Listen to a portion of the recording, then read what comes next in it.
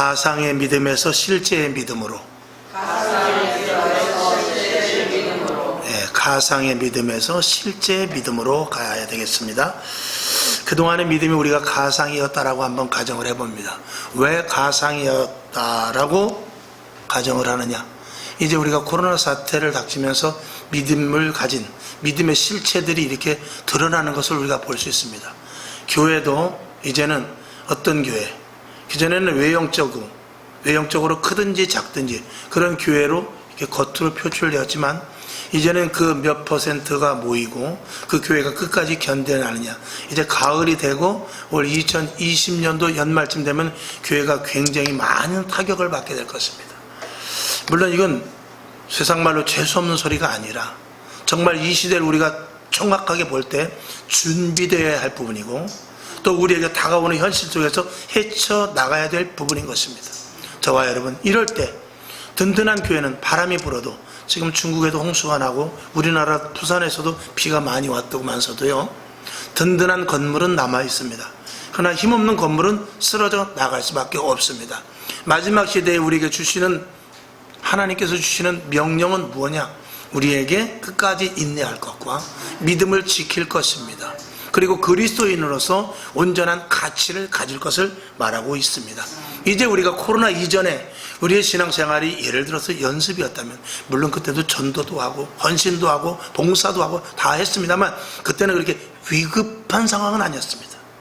조금 못해도, 조금 안 해도, 조금 예배 빠져도, 또 조금 더 열심을 해도 그 차이가 크게 나지 않았습니다. 그러나 지금은 어디 가서 전도할 수 없을 때입니다. 어디 가서 예배 드리기 힘든 때입니다. 기도가 멈춰져 있는 상태입니다. 이럴 때 누가 기도하고, 이럴 때일수록 때를 얻든지 못 얻든지 누가 전도하며, 이럴 때일수록 더 하나님 앞으로 다가가 하나님은 나의 편이시고 나의 우편에서 그늘이 되시며 하나님 안으로 들어가야 되겠다 하는 이 마음을 누가 갖고 있느냐, 이걸 하나님께서는 분명히 보고 계시고 그 결과를 통해서 우리는 영적인 전투에서 이기느냐 지느냐 남느냐 쓰러지느냐, 이것 우리가 결과로 볼 수 있는 것입니다. 저와 여러분 끝까지 남을 수 있기를 주님의 이름으로 축원을 드립니다. 적어도 우리 성광교회, 비록 작은 교회지만 하나님께서 이 교회를 크게 사용하시되 덩치만 큰 것이 아니라 영적으로 강성한 교회가 되어야 될 줄로 믿습니다. 한 사람이 1000을, 두 사람이 10,000을 감당할 수 있는 능력의 성도들 다 될 수 있기를 주님의 이름으로 축원을 드립니다. 이 세상 모든 물체는 다 그 물체, 생긴 것, 그리고 사물 가운데 다 자기 자신만의 고유의 메시지가 있다라고 한번 말할 수 있습니다. 왜 그러냐? 자, 꽃이 있습니다. 그러면 그 꽃을 통해서 우리에게 주는 어떤 메시지가 있습니다. 그래서 꽃을 보고, 아, 꽃이 참 아름답다. 꽃에서 향기가 참 좋네. 그 꽃이 주는, 나름대로 우리에게 주는 어떤 보이지 않는 언어가 있습니다. 꽃이 아니라 반대로 생각해서 쓰레기도 마찬가지입니다. 쓰레기도 우리에게 주는 어떤 나름대로 메시지가 있습니다. 그래서 쓰레기 나름대로, 꽃 나름대로 이 세상의 모든 것들, 물체 하나, 마이크가 됐던, 큰 건물이 됐던, 강물이 됐던, 바다가 됐던, 산이 됐던 우리에게 주시는 메시지가 있습니다. 그래서 그 메시지를 통해서 내가 어떤 그 정보를 받고, 또 그런 메시지는 우리가 뉴스라든지 또 우리가 대화를 한다든지 아니면 책을 본다든지 이런 것들도 우리에게 주시는 메시지입니다. 그런 메시지를 우리가 정보를 우리가 받아가지고 어떤 일이 일어났을 때 우리는 그 일들을 정보를 받은 것을 가지고 처리를 하죠. 예를 들어서 꽃이다 하면 꽃은 어떠냐? 꽃에서는 향기가 나지. 이건 향기가 없네? 아, 좋아하구나. 이런 모든 것들을 분석할 수 있는 힘이 생깁니다. 그것은 그 물건과 그 사물의 가치에서 주는 메시지를 정보로 우리가 받기 때문에 그렇습니다. 사람에게도 우리 행동을 통하여서 메시지가 나타나기도 합니다. 어떤 사람은 눈빛으로도 메시지가 나갑니다. 어떤 사람은 행동으로도 메시지가 나타납니다. 그러면 우리가 이 땅에서 가장 강력한 메시지가 나타나는 것은 무엇입니까? 두말할 것도 없이 복음이죠. 복음은 생명을 갖고 있기 때문에, 우리에게 재생할 수 있는 생명을 줄 수 있기 때문에 가장 우리에게 강력한 메시지를 주는 것입니다. 그 강력한 생명의 메시지가 어디에서 나오냐? 바로 교회를 통해서 나오는 것입니다.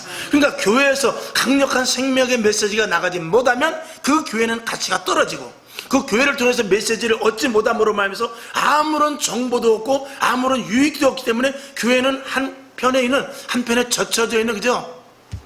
아무 사람도 의식하지 못하는 하나의 그저 건물이 돼버리고 마는 것입니다. 저와 여러분도 마찬가지입니다. 저와 여러분은 어떤 메시지를 내야 됩니까? 우리 한번 성경을 보죠. 마태복음 5장 13절 14절을 한번 우리 다 같이 한 목소리로 봅니다. 시작. 너희는 세상의 소금이니 소금이 만일 그 맛을 잃으면 무엇으로 짜게 하리요?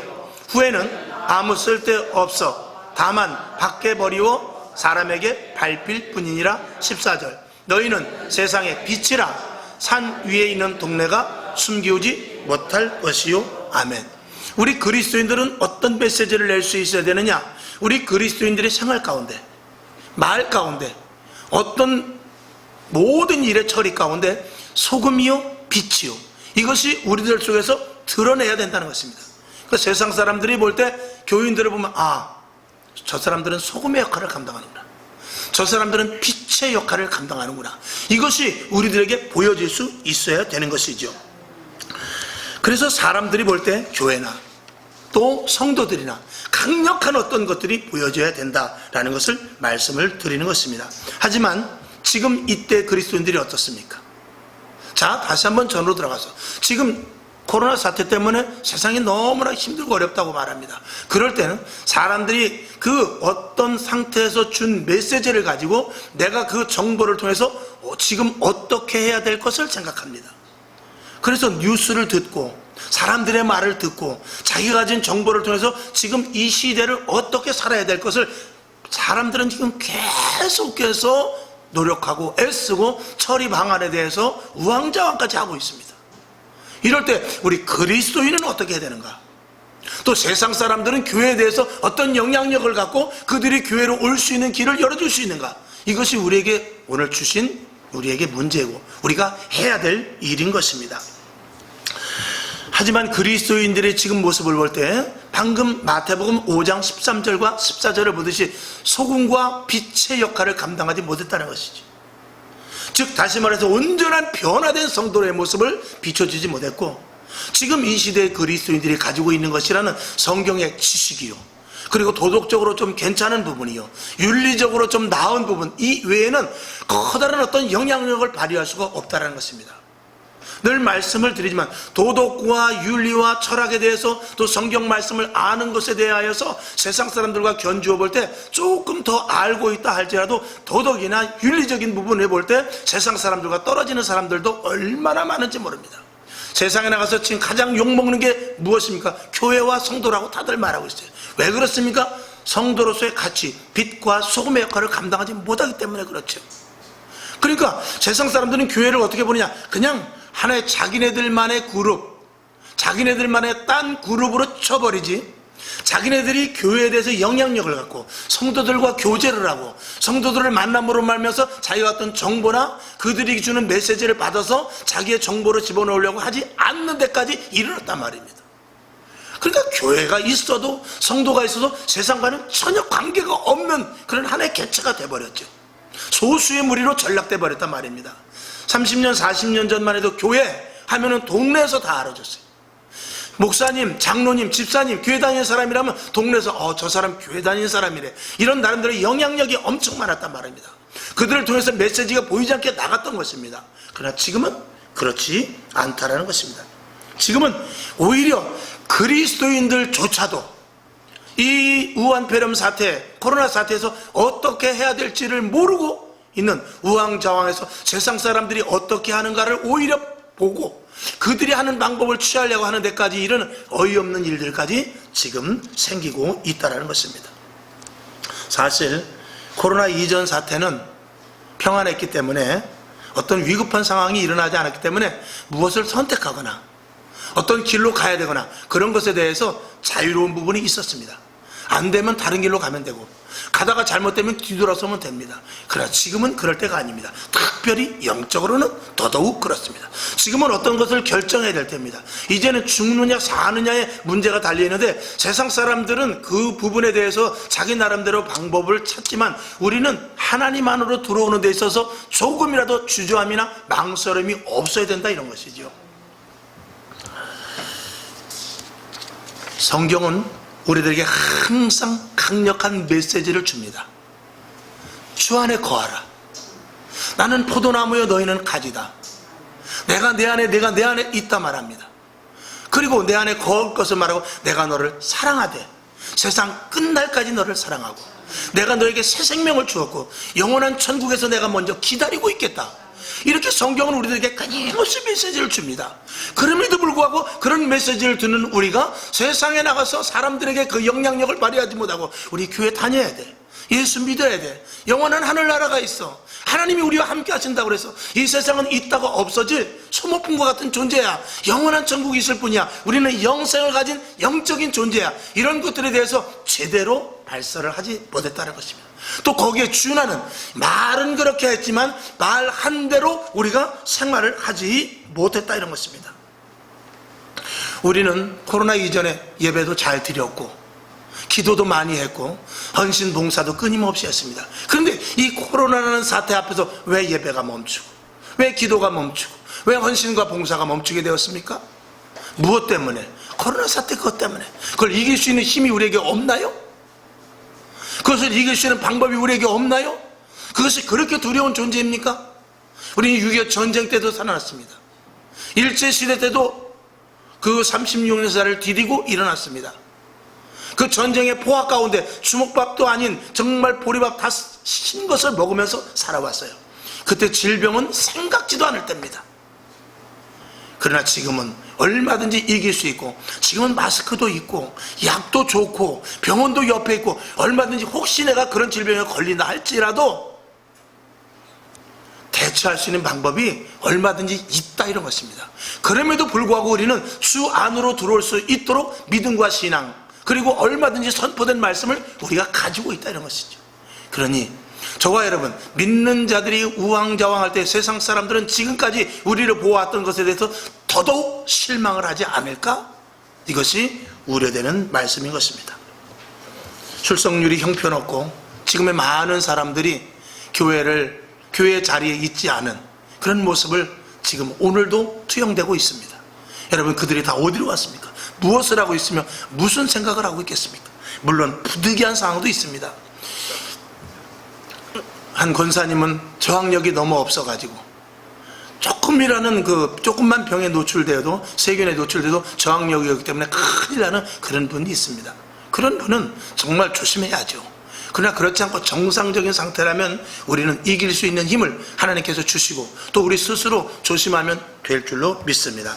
자, 오늘 본문 다니엘을 한번 보죠. 다니엘을 오늘 본문 읽은 말씀 중에서 보니까 여러분이 이 말씀은 잘 아시기 때문에 구체적으로 말씀을 드리지 않습니다만 결론으로 말씀을 드릴 때 다리오 왕과 그 방백들이 모의로 인하여서 30일 동안만 다리오 왕에게만 구하고 즉 다리오 왕에게만 절하고 섬기고 그에게만 기도하고 다른 모든 이방신이라든지 다른 모든 것들은 다 멈출 것을 금령으로 발표하게 됩니다. 그래서 너희들이 어떤 신을 믿었든지 집에서 어떤 우상을 모시고 있든지 그런 것들을 우선 한 달 동안만 멈춰라. 이건 다니엘과 방백들이 의한 다리오 왕과 방백들에 의한 그 다리오 왕을 더욱더 높이기 위한 하나의 포장은 그런 방법이었습니다. 그런 나름대로 계획이었지만 실질적으로 그 안에 내면의 계획은 그것이 아니라 다니엘을 비롯해서 유대인들을 죽이고자 하는 계획이었죠. 그러니까 우리는 이 세상을 볼 때 표면과 이면을 잘 봐야 됩니다. 정치적으로 일어난 모든 사건, 지금도 박원순 시장이 자살했다지만 또 지금 남북 관계가 어떻고 북미 관계가 어떻고 이런 관계가 있지만 그런 표면적인 것이 아니라 정말 이면적에서 무슨 일을 하고 있는가 이런 것까지 저와 여러분이 알아야 된단 말입니다. 다리오 왕과 그 방백들은 다리오 왕을 한 달 동안만 오직 다리오 왕에게 집중을 시킵니다.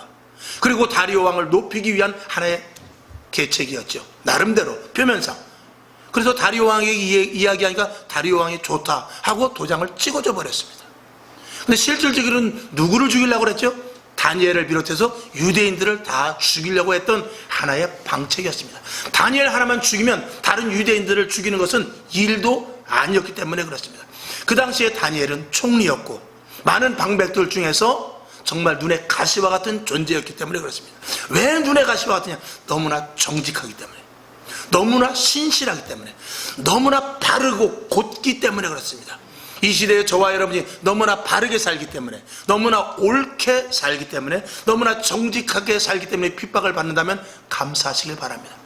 그 많은 아홉이 다 틀리고 내가 옳은데 그 자리에 섰다 할지라, 서서 그 아홉 때문에 내가 공격을 받는다 할지라도 기뻐하시길 바랍니다. 하나님 앞에 갔을 때 상이 클 것입니다. 여러분, 다니엘을 비롯해서 유대인들은 지금 포로로 잡혀왔지만, 이 바벨론이라는 다리오 왕 밑에 바사라는 나라로 바뀌었죠.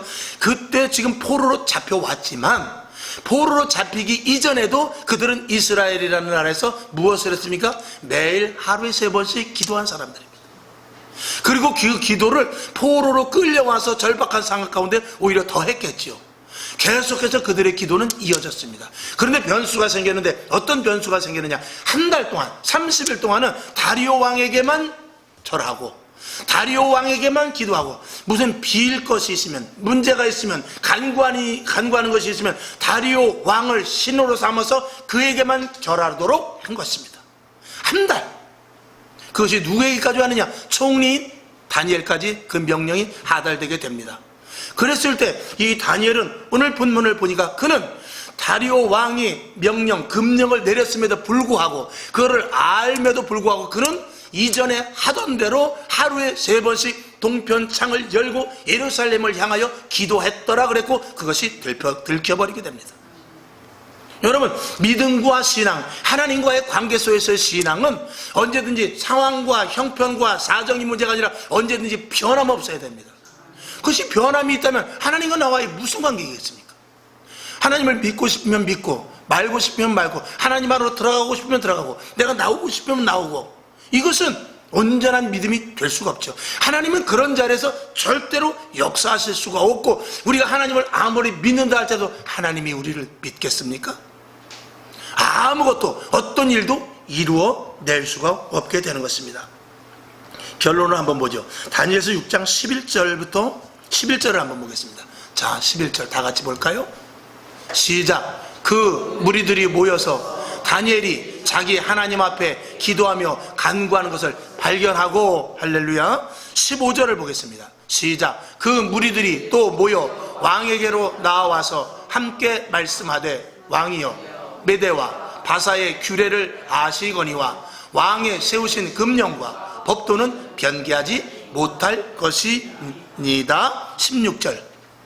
이에 왕이 명하매 다니엘을 끌어다가 사자굴에 던져 넣는지라. 왕이 다니엘에게 일러 가로되, 너는 너의 항상 섬기는 내 하나님이 너를 구원하시리라 하니라. 아멘. 이 다리오 왕은 정말 가슴 아픈 일이었지만 다니엘을 사자굴에 집어넣습니다. 그리고 16절 뒤에 뭐라고 하냐면, 왕이 다니엘에게 일러 가로되 너의 항상 섬기는 내 하나님이 너를 구원하시리라 하니라 그랬어요. 이 다리오 왕도 이 다니엘이 섬기는 하나님에 대해서 인정을 한 사람입니다. 자, 결국 어떻게 되죠? 다니엘서 6장 19절부터 22절까지 3절을 한번 쭉 계속해서 읽어봅시다. 시작. 이튿날에 왕이 새벽에 일어나 급히 사자굴로 가서 다니엘의 든 굴에 가까이 이르러는 슬피 소리질러 다니엘에게 물어 가로되, 사시는 하나님의 종 다니엘아, 너의 항상 섬기는 내 하나님이 사자에게서 너를 구원하시기에 능하셨느냐? 다니엘이 왕에게 고하되, 왕이여, 원컨대 왕은 만세수를 하옵소서. 22절. 나의 하나님이 이미 그 천사를 보내어 사자들의 입을 봉하셨으므로 사자들이 나를 상해치 아니하였사오니, 이는 나의 무죄함이 그 앞에 명백함이오며, 또 왕이여, 나는 왕의 앞에도 해를 끼치지 아니하였나이다. 아멘. 오늘 22절을 보면은 사자들이 나를 상하지 아니하였사오니, 이는 나의 무죄함이 그 앞에 명백하기 때문에 그렇다. 나는 죄가 없는 자이고 하나님 앞에 바로 섰다 이것입니다. 그리고 왕 앞에도 내가 잘못한 것이 없습니다 라고 떳떳하게 말하고 있는 것입니다. 여러분, 오늘 이 말씀 속에서 다니엘의 메시지가 무엇입니까? 다니엘의 메시지는 바로 오늘 하나님을 어떤 상황과 환경 가운데에서도 하나님 믿는 것을 드러낼 수 있는 것이 오늘 다니엘의 메시지인 것입니다. 오늘 이 시대에 무한폐렴 코로나 사태 때문에 모두가 힘들어합니다. 그리스도인들이 눈에 보이질 않을 정도입니다. 교회가 눈에 보이질 않을 정도입니다. 이럴 땐 누가 하나님을 믿는 자로서 그리스도인으로서 메시지를 낼 수 있겠습니까? 어떤 교회는 어떻더라, 어떤 성도는 어떻더라 하면서 구설수에 오르내리는 것들이, 그것이 예배를 폐하고 교회를 가지 아니하고 축소시키면서 기도하지 아니하고 하는 이런 메시지를 낸다면 우리는 그리스도인으로서 하나님 앞에 부끄럽겠지만, 그럼에도 불구하고 지혜롭게 예배를 드리고, 그럼에도 불구하고 시간별로 모여서 기도하고, 그럼에도 불구하고 1대1로 접근해서 비록 마스크는 썼다 할지라도 계속해서 전도하고, 그럼에도 불구하고 교회에 나와서 보이지 않게 헌신하고 봉사한다면 이것이 오늘 우리 그리스도인들에게 메시지가 되는 줄로 믿습니다. 오늘 누구를 찾습니까? 이런 이들을 찾고 있다, 이런 것입니다. 이 시대에 이제는 전쟁이 다가온 시대입니다.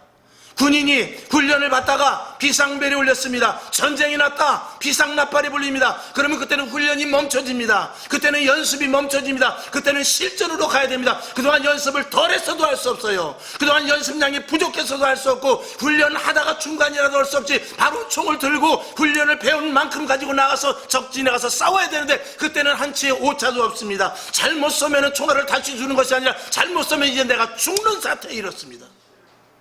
그동안 열심히 배운 이들은 나가서 싸워서 적진과 싸워 이길 것이고, 그동안 훈련을 게을리했던 자들은 나가서 질 수밖에 없을 것입니다.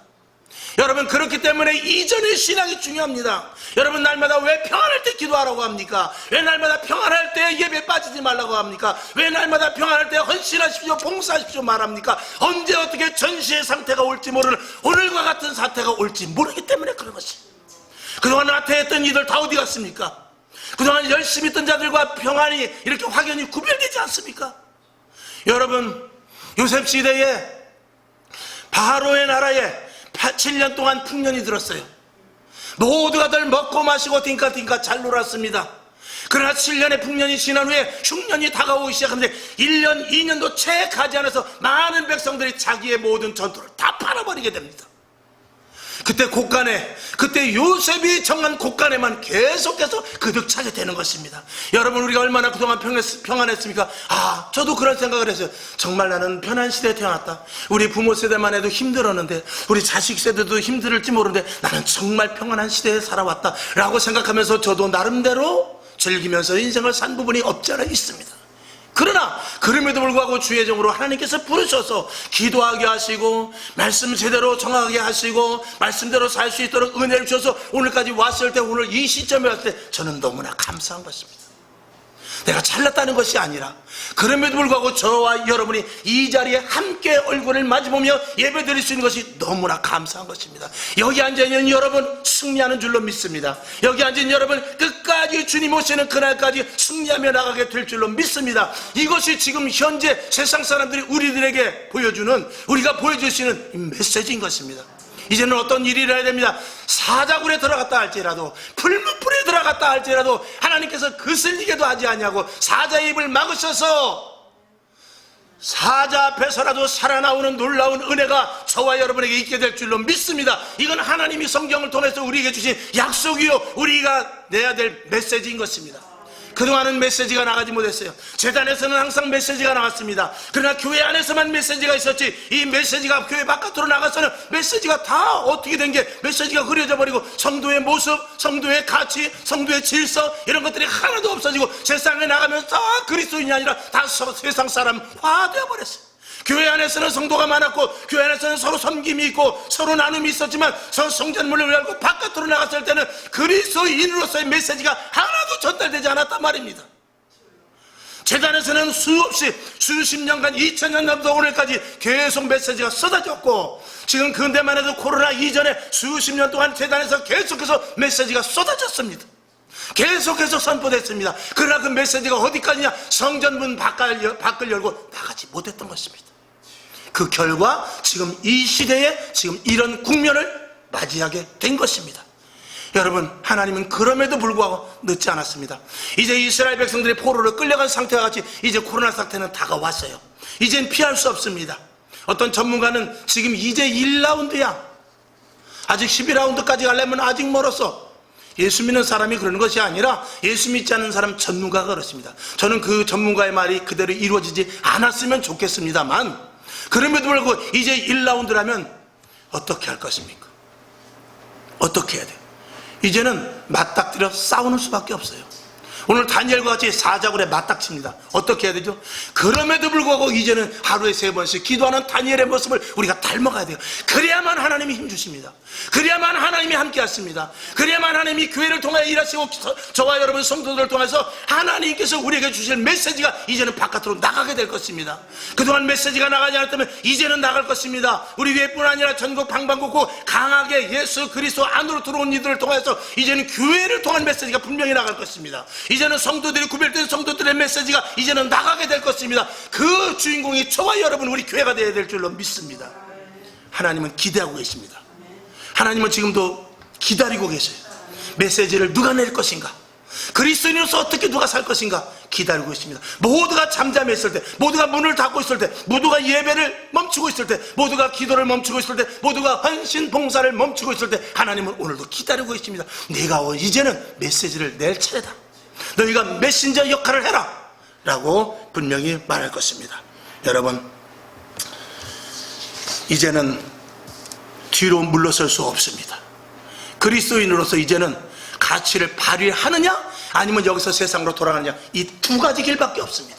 중간은 이제 없습니다. 이전에는 중간도 됐어요. 그냥 나오고 싶으면 나오고 기도하고 싶으면 기도하고, 지금은 이제는 물러설 수 없는 기로에 섰습니다. 어느 것이든지 하나 결정을 해야 됩니다. 말씀 한 절 보고 맞추죠. 베드로전서 5장 8절을 보겠습니다. 시작. 근신하라, 깨어라. 너희 대적 마귀가 우는 사자 같이 두루다니며 삼킬 자를 찾나니. 아멘. 오늘 다니엘이 어디로 들어갔죠? 사자굴로 들어갔습니다. 오늘 사자가 어떻게 해요? 두루다니며 삼킬 자를 찾고 있습니다. 저 입을 누가 봉해 놓습니까? 믿는 자들 앞에서 하나님이 봉해 놓을 것입니다. 여러분, 사자를 두려워하지 마십시오.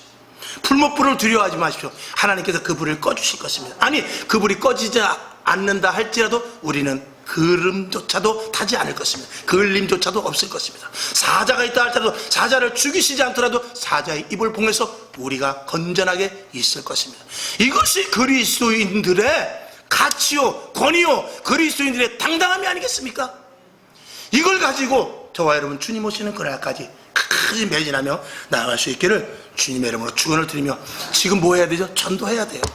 지금 뭐 해야 되죠? 예배 드려야 돼요. 지금 뭐 해야 되죠? 신방하고 헌신하고 봉사하고 계속 해야 됩니다. 쉬지 말고. 그러다가 어느 시점에 정말 힘들고 어려울 때가 올 수도 있지 않겠습니까? 지금은 그렇게 부득이한 상황은 아닙니다. 얼마든지 예배 드릴 수 있고 헌신하고 봉사할 수 있고 전도할 수 있습니다. 때를 놓치지 마시고 여러분 최선을 다할 수 있기를 주님의 이름으로 축원을 드립니다.